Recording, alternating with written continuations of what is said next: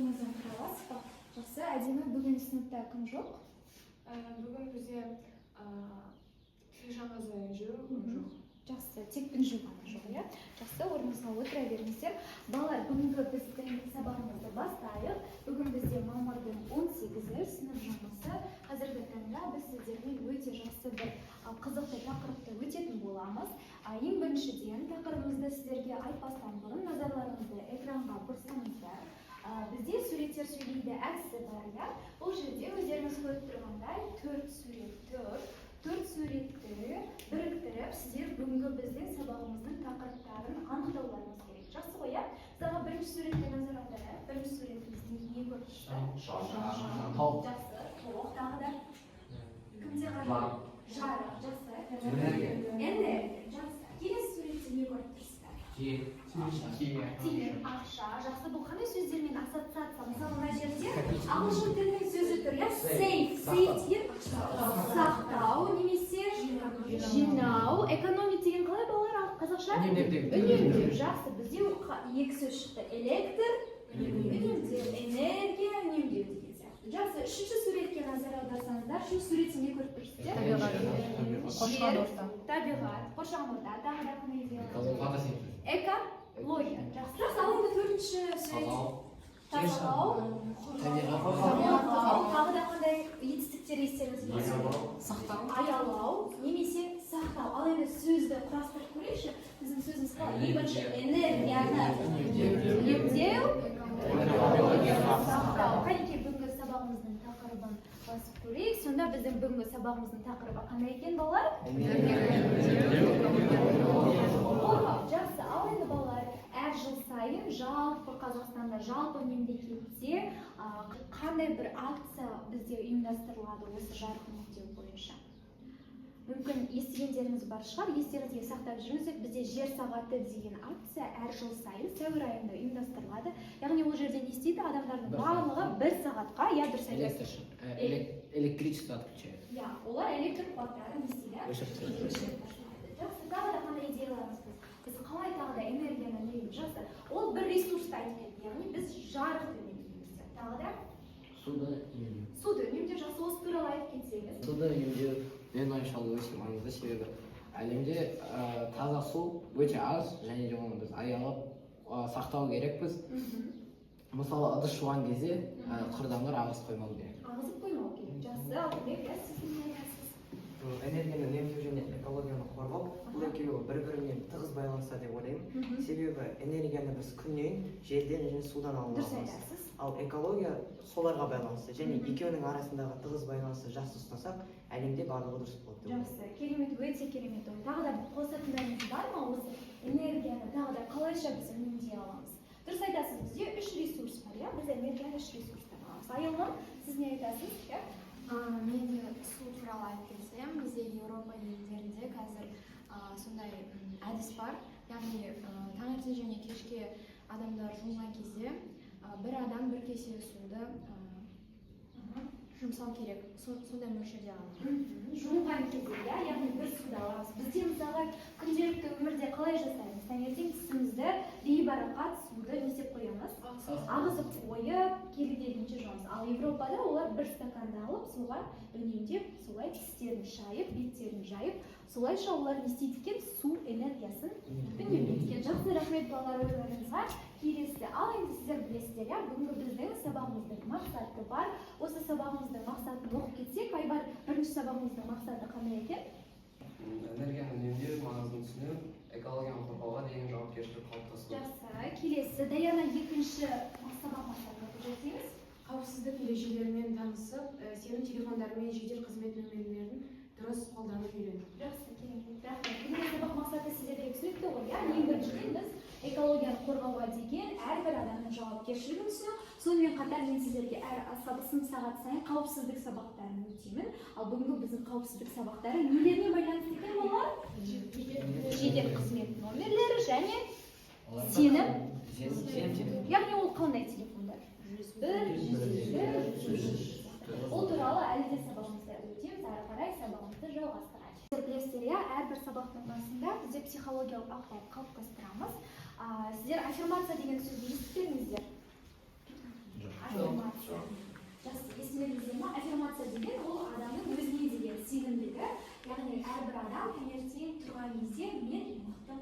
мен жасай аламын деген сөздерді өздеріне айтып, көңілдерін көтеріп, бір күнге деген мақсат қояды. Бірінші аффирмациядан бастайық. Алтынбек, бірінші аффирмацияға келсек. Мен ақылдымын. Мен ақылдымын. Жақсы. Аяулым. Екіншісі. Мен табиғатты аялаушымын. Жақсы, рахмет. Енді үшіншісін оқып жіберіңіз. Өзіме сенімдімін. Мен өзіме Сенімдімін. жақсы. Ерәли.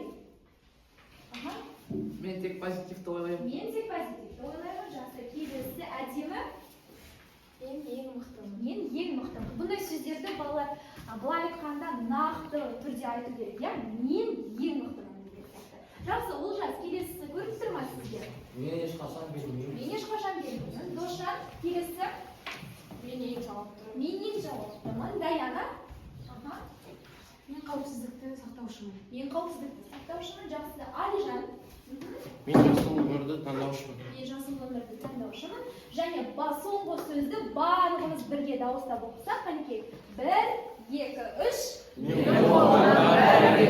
Жақсы. Енді білесіздер, бізде әр аптаның өзінің несі бар? Дәйек сөзі бар. Жақсы. Бүгінгі аптаның дәйек сөзіне назар аударайық. Жақсы. Олжас, бүгінгі аптамыздың дәйек сөзі қалай екен? Әділетте беріп болсаң, аяғың таймайды. Әділетте берік болсаң, аяғың таймайды. Жақсы. Осы біздің дәйек сөзге байланысты сұрақтар бар екен, иә? Сұрақтарға назар аударып кетейік.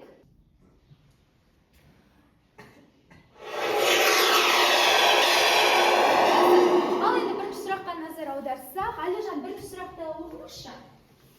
Бұл дәйек сөзді қалай түсінесің? Бұл дәйек сөзді қалай түсінесіз? Сізде қандай жауап? Әділетте берік болсаң, аяғың таймайды деген біз әділетті болсақ, адал болсақ, ешқашан біз өзіміздің жолымыздан таймай, өзіміздің мақсатымызға жетеміз. Жақсы. Нұрсат, сіз қалай ойлайсыз? Бұл дәйек сөз сізге не берді? Не түсіне алдыңыз? Бұл дәйек сөзден біз осы табиғатты қорғау және барлық қоршаған ортаға әділетті болу. Барлық қоршаған ортаға әділетті болу. Яғни сіз біздің бүгінгі сабағымызбен ұштастырдыңыз, иә? Жақсы. Келесі тағы да Досжан, сіз қалай түсінесіз? Әділетте берік болса, аяғың таймайды. Адам өзіне әділетті болса, ондай ол ешқашан ол әрқашан өзінің мақсатына жетеді. Ешқашан сен шалыс баспайсың, иә? Жақсы. Тәуекел, сіз жауап беріп кетіңізші, табиғатты қорғау әділетті әлде жоқ па, иә? Бұл апта дәйек сөзін біз бүгінгі сабағымыздың тақырыбына қарай ұштастырып тұрмыз, иә? Табиғат, экология деген сияқты, иә?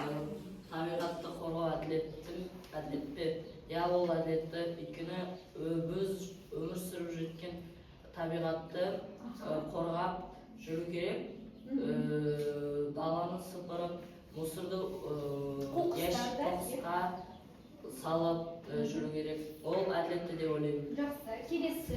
Енді Алтынбек, сіз қалай ойлайсыз? Табиғатты қорғау әділетті ме? Иә, бұл әділетті, себебі табиғатты қорғау біздің міндетіміз. Табиғат пен адамның арасында тығыз байланыс бар. Табиғат бізге осы уақытқа дейін қаншама өзінің нәрселерімен, тамақтарымен, табиғаттың бізге берген заттары көп. Және оны аялап, оны қорғау әділеттікке саналады. Жақсы. Келесі сұрақты мен Айбарға қойғым келді, иә? Айбар, келесі сұрақты қарап жерсеңіз, электрді босқа жақпау, ол жауапкершілік пе? Иә, оны жауапкершілікке салмақ болады, себебі әрбір адам электрді босқа жақпай жүре алмайды. Көбісі ұмытып кетуі мүмкін, көбісі байқамай қалуы мүмкін. Ал егер өзіңде жауапкершілік болса, сен деген үстіңе қарап, электрді өшіріп, светті өшіріп қойу. Иә, жарықтарды өшіріп қойу. Жақсы балалар, көптен көп рахмет. Сонымен біздің аптамыздың дәйек сөзі қалай екен? Барлығымыз бірге оқып жерсек.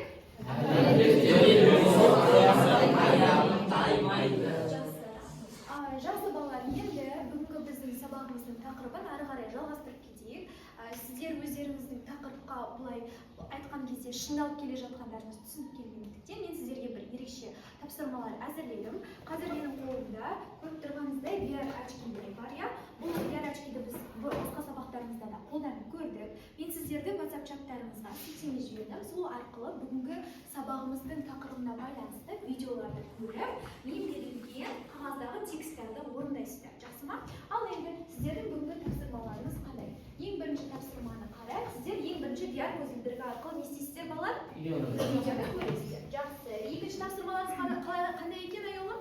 Тесттен дұрыс жауапты таңдау керек. Және де балалар, біздің тапсырмамыз, бізде қандай тапсырма екен? VR миссиясы, және олар сіздер өздеріңіз жасайсыздар ма? Күнделікті жасайсыздар? Жұптар жасайсыздар. Жақсы. Үшінші жұлдызшаны ашайық. Үшінші тапсырмамыз қандай екен? Өздеріңіздің жұптарыңызды несін тексересіздер? Тексересіздер және де сипаттайсыздар. Жақсы. Келесі тапсырмамыз қандай екен?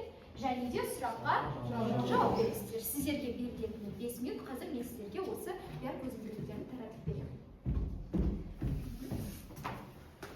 Телефондарыңызды ала беріңіздер.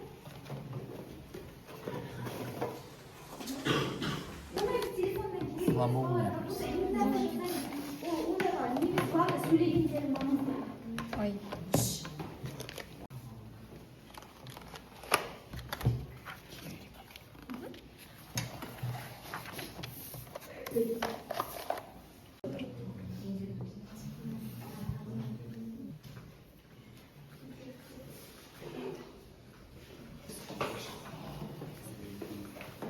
Илдос.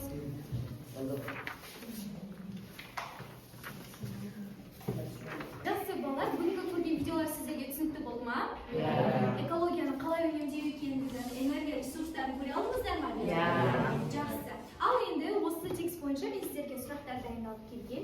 Сұрақтарға дайынсыздар ғой, иә? Бірінші сұрақтан бастайық. Нұрсат, сіз бірінші сұрақты оқимын дейсіз ба? Бірінші сұрақты оқыңыз. Энергия үнемдеудің ең тиімді жолы қайсысы? Қажет емес кезде электр құрылғыларын өшіру. Қажет емес кезде электр құрылғыларын өшіру. Жақсы. Қошқан оқиға зәуле келеді. Қоқысты кез келген жерге тастау. Қоқысты кез келген жерге тастау. Дұрыс. Душан, төртінші сұраққа жауап беріңіз. Пластик қалдықтарының зияны неде? Табиғатты ластайды. Барлықтарыңызда төртінші сұрақтың жауабы бұл ма, балалар? Ал жұптарыңызда да дәл сол жауап екен? Жақсы. Бесінші сұрақ. Айбар? Суды үнемдеу үшін қандай әрекет жасау керек? Түсті жуарда суды жауып қою. Түсті жуарда суды жауып қою. Алишан, алтыншы сұраққа жауап беріп кетсеңіз. Энергия көзі жанаратын энергияға жатады. Күн энергиясы. Күн энергиясы. Өте дұрыс. Айолым, сіз белсенді болмай отырсыз. Жетінші сұраққа жауап беріп кетсеңіз. Ауа ластануының негізгі себептерінің бірі ол зауыт түтіндері. Зауыт түтіндері. Жақсы. Барлықтарыңызда жетінші сұрақтың жауабы болма, балалар? Жақсы. Алихан, сегізінші сұраққа жауап беріп кетіңізші. Қай әрекет электр энергиясын үнемдеуге көмектеседі? Энергия үнемдейтін шам қолдану. Энергия үнемдейтін шам қолдану. Жақсы. Кел тоғызыншы сұраққа. Қай қалдық түрі қайта өңдеуге жарайды? А. Пластик бөтелке. Жақсы, дұрыс. Бізде арнайы не бар? Зауыттар. Тұзымғали Мүжім, 10-шы сұраққа жауап беріп кетсеңіз. Табиғатты қорғау не үшін маңызды? Болашақ ұрпақ үшін таза орта сақтау. Дұрыс айтасыздар. Яғни табиғатты қорғау бізде кейінгі не балалар? Ұрпақтарға елімізді, жерімізді, бізге табыстап кеткен, мұра етіп кеткен жерімізді оларға келесі ұрпаққа не істеу? Таза күйінде. Жақсы. Бағанада аффирмацияда біз айтқанбыз, біз неміз эко-қорғаушылармыз. Жақсы балалар, рахмет көп сіздерге. Ал енді келесі тапсырмамызға көшсек. Келесі тапсырма балалар, жаңа жұптық жұмыс жасаса, қазіргі таңда алдыларыңызда көріп тұрған қораптармен біз тим жұмысын жасаймыз. Бұл бізде қандай жұмыс болып табылады балалар? Топтық жұмыс. Сіздердің топтық жұмыстарыңыздың тақырыптарын ұсынамын. Бүгінгі топтық жұмыстың тақырыбы қандай екен, айолға? Болашақтың қауіпсіз әрі экологиялық құрылғысын құрады. Яғни болашақтың қауіпсіз әрі экологиялық несін? Құрылғысы. Тапсырмаларыңыз қандай екен, Алтынбек? Берілген материалдар арқылы жоба жасау және құрылғының қызметін түсіндіру. Яғни сіздер құрылғы ретінде балалар, робот, кез келген заттарды жасай аласыздар, иә? Мысалы, қорапшаның ішін қазір сіздерге ашып көрсетемін. Сіздерге қажетті заттар бар. Осы заттар арқылы өздеріңізде отырған топпен сіздер жасайсыздар. Жақсы ма? Мына ортаға қоямын, барлықтарыңыз ортаға жиналып топтық жұмыс жасайсыз. Қанекей тез жинала қаламыз.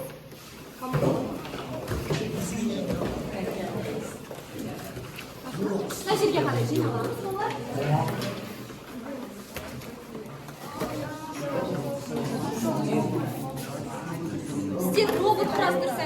алады, бірақ экологияға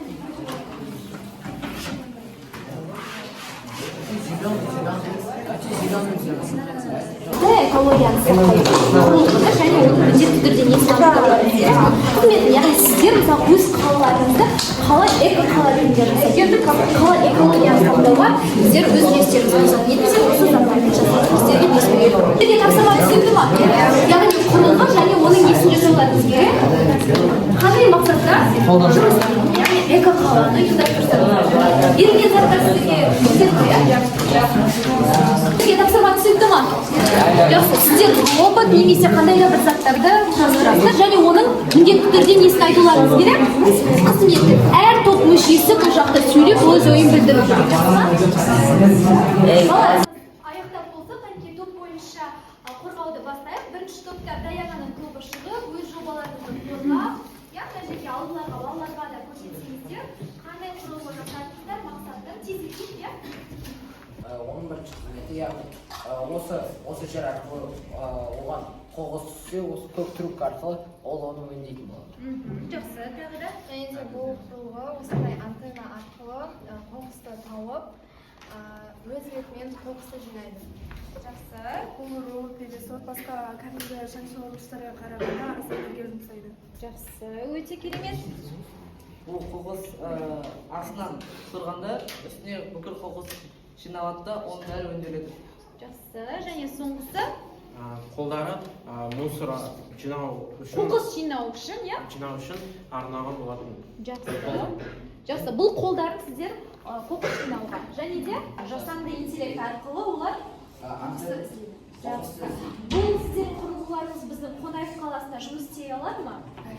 Жақсы, электр үнемдеуге өз үлестерін қоса алады, иә? Бала, сіздерге ұнады ма жобасы? Жақсы, не ерекше болды? Антеннасы жасанды интеллектке. Және жасанды интеллект. Жақсы, керемет. Рахмет, қайда қолжабалықтар болды. Ал енді екінші топ ортаға шықсаңыздар, екінші топ. Біздің құрылғы ауа тазалағыш. Ол көбінесе күннен және түнде жерден қуат алып отырады. Оның қуаты ешқашанда бітпейді, ол әрқашан өзіне қуат алып отырады және ластанған ауаны, қалаларды тазартып отырады. Ал мына астындағысы қоқыстары. Бұл өзіне қуатты күннен алады. 24-те 7 сағат өзіне күнді сіңіріп отырады. Сіздер толықтырғанша, осы біздің фильтр аппараты және де осы ауадағы қоқыс қалдықтарын өздеріне осылай арнайы бөлімге жинап отырады. Жақсы. Бұл жерде сіздерде қанша бөлімнен тұрады? 3 бөлім. Бұл 3 бөлімнен тұрады. Бірінші бөлім ол қуатты алады, екінші бөлім ол қуатты фильтр болып келеді. Фильтр арқылы? Ауаны тазалайды да, ал астыңғы соңғы бөлім, яғни қалдықты шығарады. Жақсы, керемет. Жақсы, сіз не айтасыңыздар? Және осы бірінші бөлімнен энергия алғаннан кейін ең соңғы бөлімге ауадан алған бар қоқысты ең астына. Жақсы, өте керемет. Рахмет, көп-көп бала, сіздерге ұнады ма жобасы? Бұл жоба неге арналған екен бізде? Ауа тазалау. Бұл жұмысқа біз мистер Грин деген атау қойдық. Жасыл экология, жасыл қуат энергия деген секілді. Бұл біздің робот үндегіш. Оны Мына басы, өзінің денесінде басынан осы тесігіне ол деген қоқыстарды алады да, осы қорабына бәрін үнемдеп салады. Оны потом переработкаға береді. Қайта өңдейді. қазақша сөйлейміз, иә? Және ол күннен қуат энергиясын алады. Жақсы, керемет. Тағы да қосатындарыңыз бар ма? Мына жасыл ішке кірген кезде қоқыстың сасып немесе шіріген жерлерін тазалайды. Жақсы, қоқыстың яғни естен кеткен жағдай болса, онда ол оны не істейді? Тазалап оған ауа беріп отырады. Иә, Олжас, сіз не айтасыз? Осылай мистер робот тәріздес роботтар, яғни қолдануға байланысты біздің болашағымызға қатты әсер етеді. Жақсы. Абай және мистер Грин роботы бірле заряд қалғаннан кейін, Қуат алғаннан кейін 3 апта қуатсыз жүре алады. 3 апта, яғни сіздер бұл мистер Грин роботын 3 апта сайын қуаттап отыра аласыздар, 3 апта үздіксіз жұмыс істей алады. Ал оған қуат көп кетеді ме, сол сіздерге сұрақ? Жоқ, оған қуат өте өте аз кетеді. Тұрмыстық өмірде қолданатын жайып ресурстарға қарағанда ол қуаты өте аз болады. Жақсы, өте керемет. Оның қуаты аз жейтіні маған қатты ұнапты. Бейбарыс, сіз бірдеңе айтасыз ба? Жақсы, керемет. Рахмет, сіздерге ұнады ма, балалар?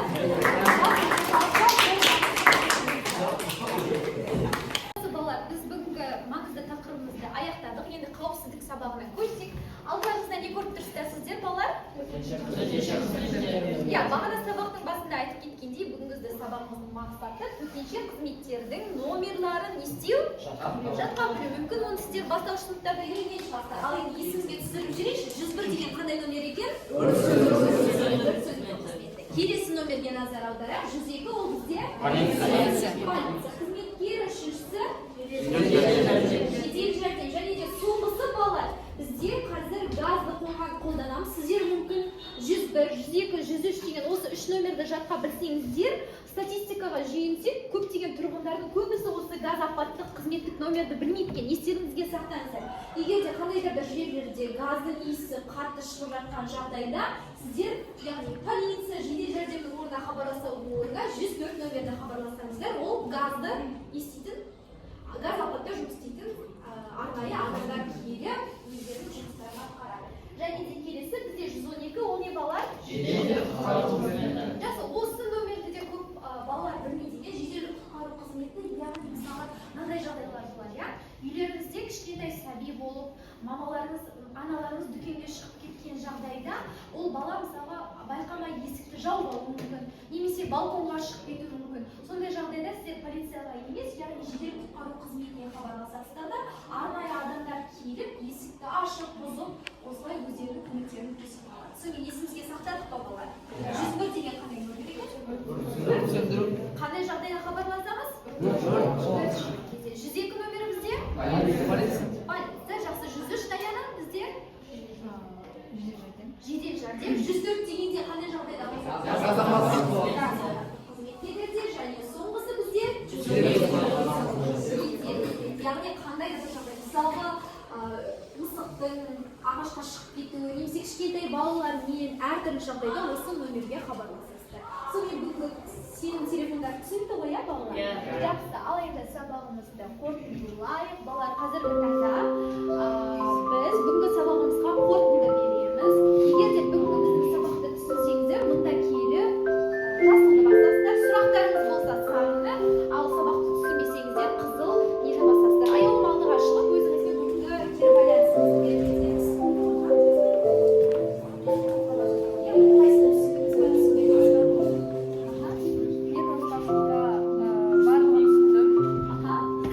Барлық сабақты түсіндіңіз, иә? Жақсы, керемет. Келесі тағы тездетіп келе қалайық, Алтынбек.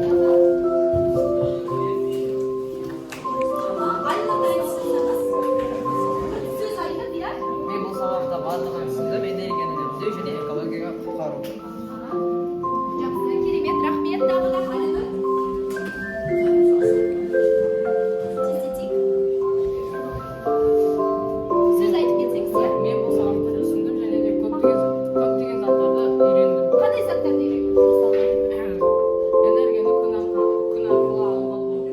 Энергияны үнемдеуді сақтау, иә? Жақсы. Былай басасыз.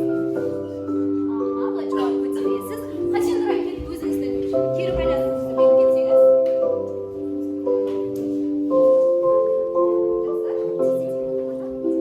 Сөз айтып кетсеңіз. Мен осы тақырыпты түсіндім және маған сабақ қызық болды. Несі қызық болды сізге? Топтық жұмыс қызық болды және осыны балалармен бірге жұмыс жасап Жақсы, рахмет. Балалар, сонымен сіздерге барлығы түсінікті болды деген ойдамын. Енді сіздерге өзіме сұрақ қойып кетейін. Бүгінгі сабақ сіздерге барлығы түсінікті болды ма? Қандай да сұрақтарыңыз бар ма? Жоқ. Бүгінгі сабақ бойынша не қорытындылай аламыз? Қорытынды айтып кетсеңіздер, бір-екі сөзбен. Не істеуді үйрендік? Энергияны үйрендік, қоршаған ортаны аялап, оны қорғауды үйрендік. Жақсы, тағы да сенім телефондары бойынша не айтасыз, Дәулетхан Айұлы? Жедел қызмет телефондары қауіпсіз. Мен үшін бүгін жаңа ақпарат болды, 104 номері. Мен бүгін газ апаттық қызметі бар екенін білген жоқпын. көрген жоқсыз. Жақсы. Мына жақта Алихан, сіз не туралы айтасыз бүгінгі сабақ бойынша? Қандай қорытынды бересіз? Мен бүгін сабақта сенім телефондарын білдім және энергияны үнемдеу және табиғатты қорғау екенін білдім. Экологияның бір несі. Жақсы балалар, ал ендеше жақсы балалар, бүгінгі сабақ түсінікті болса, сабағымыз аяқталды. Сау болыңыздар. Келесі кездескенше.